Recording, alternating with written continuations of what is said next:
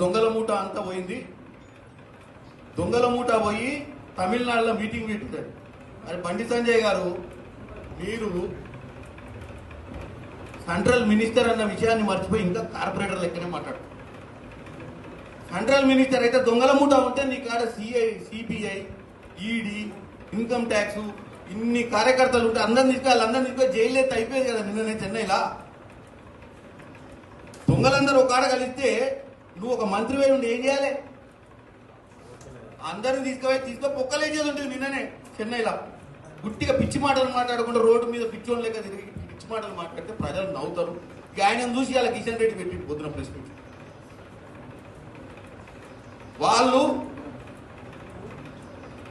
ఆవగింజంతా కూడా ఆవగింజను ఏదో మన బియ్యం గింజ అంతా కూడా అన్యాయం చేయరట.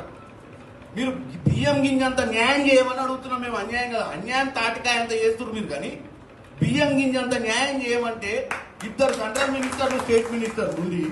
మీరు ఆడ పోయి రావాల్సిన నిధులు తీర్రా నాయన అంటే నిధులు తెచ్చే చేత కాదు.